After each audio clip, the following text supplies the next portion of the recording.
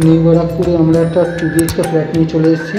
840 square ফিটের এই ফ্ল্যাটটি, রেডি টু মুভ এই ফ্ল্যাট। ঢুকেই ডাইনিং রুম, লিভিং ডাইনিং রুমটা দেখুন বেশ বড় আছে। এই সাইডে কিচেনটা বেশ বড় আছে, আর্টস করা আছে কিচেনটা।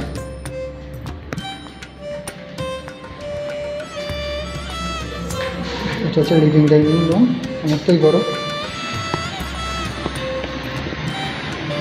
কমন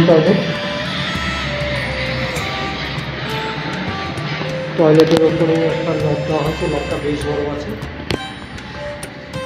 ফার্স্ট বেডরুমটা 11x12, বেশ বড়। এর সাথে রয়েছে একটা অ্যাটাচ বাথরুম, সামনে ব্যালকনি, দক্ষিণ পূর্ব দিকে ব্যালকনিটি।